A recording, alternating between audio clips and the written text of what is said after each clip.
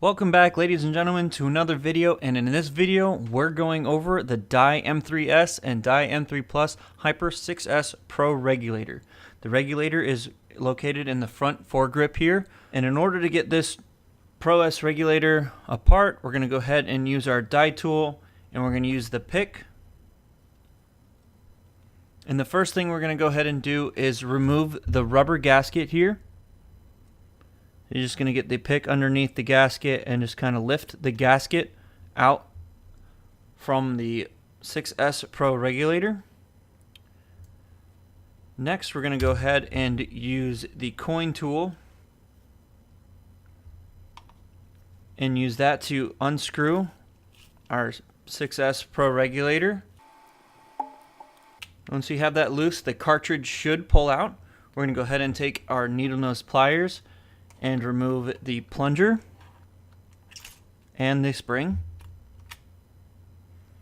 And something new about this is that the M2 and older generation die markers all have shims, and die has now moved on to a spring, so no need to memorize and keep in order the shims that were in previous markers. The other awesome part is that the cartridge is no longer one piece. It is a two-piece cartridge. I'm going to go ahead and take some small screwdrivers here, insert it through, and at the top there's also another hole here. We're going to go ahead and insert it there and turn. And the reason why die has done this is it's easy access to the piston O-ring here. So it's easy to replace, take it apart, and get a new O-ring back in there if that O-ring has gone bad. Unlike the other generations when you had to pinch and mess with it to get it in place, it took a while. This time it's very fast and easy to do. We're now going to go ahead and remove the adjustment screw, which is the same size Allen as the M2 series. The DSR is a bit smaller. And this is also new, that the M3s and M3 Plus use the same seat reg as a DSR, where it has this silver cap and the seat is inside the silver cap. There's also a very small brass cap, and inside that brass cap is a spring. What this allows the marker to do is bleed the air once you degas the gun, which is awesome. And the next thing is also provides an easy way to flip or change your regulator seat. So all you need to do is set this down, get us Allen, and push that through. And each regulator seat can be used twice, one on each side. I recommend changing that out once there is an indent or you see inconsistency with your shots. And go ahead and make sure that you have the spring and brass cap. The brass cap is forward or on top, and the spring is inside. We're going to go ahead and place that back on. Now, much like the older generation M2s and other markers, it's very easy to distinguish a leak and diagnose a leak on the regulator.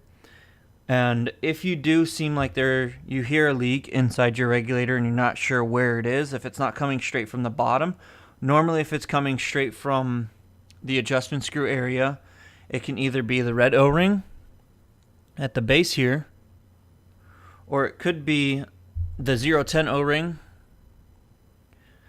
Normally the reason why these two get a little bit, it could be those, is you're passing it through threads. So the O-ring can get a little bit cut up if it's going over the threads and it's slicing and getting caught on the threads. So next, let's go ahead and place the cartridge back on, or the cartridge back together. And we're going to simulate that this is still in the marker. And if I hear a leak inside your 6S Pro reg on an M3s or an M3 Plus, and what I recommend is taking the foregrip off, just like I have done here, and you can easily distinguish where the leak is. It makes it so much easier because if you have the foregrip on, it's kind of hard to tell where the leak is. It could sound like it's coming from the top, it could sound like it's coming from the barrel, or it could sound like it's coming from the bottom. But removing that, the air has 3 options it could be coming from. Just in case your housing here gets a little bit loose, it'll be a distinguished sound coming from the top. If it is anything inside where on your cartridge itself, it's going to be coming through the service hole here. And with that, it's going to be 3 different the O-rings, and it's always going to be one or the other, or one of the 3. And it's either going to be the piston red O-ring, the cartridge top red O-ring, or the piston shaft itself, the yellow O-ring inside there.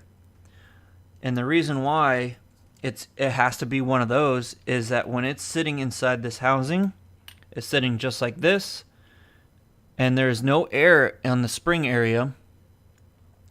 And if one of these O-rings is bad, that's where the air is going to leak and cause it to come out that hole. So that's the recommendation of servicing your 6S Pro regulator.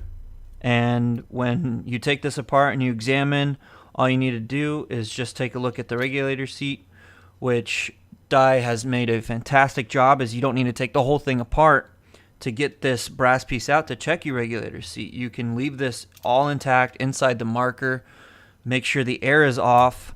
You're going to go ahead and just remove that rubber gasket. And when you remove that rubber gasket, all you need to do is just remove that brass piece to check your regulator seat. And I recommend checking it the weekend before, so Friday night before, so 1 week before your event, so you practice with it on the week before the event, just in case if there's anything wrong with the marker, if there's anything that comes up, you at least have a week to get prepared. And the night before, don't do it the night before the event. You can take it apart, put some more lube on the piston and all the O-rings. I do recommend that, but I do not recommend doing any major changes the night before, because it could cause an effect of just inconsistency with the marker. It's just something new. You at least have that weekend to practice with it.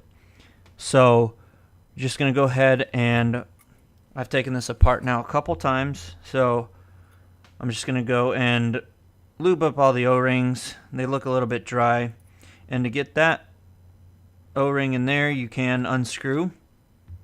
Normally you would just go ahead and put some lube on the piston here. Still gonna use the piston to kind of get the O-ring in the inside lubed, and we're gonna put it back together. I'm gonna take the 2 small screwdrivers again, just to give it a little, just a little bit. We don't need it snug. We don't need it cranked down. There's no real rhyme or reason to crank this as far as you can. The other awesome part, you don't need to use screwdrivers. You can use tools on the outside here of the cartridge. On the bottom is 2 flats for a wrench, and then you also have a hex at the top for a wrench. So you can use wrenches to loosen this up if it is too tight. So that's an awesome feature. We're going to go ahead and place everything back. We're going to lube these red O-rings here.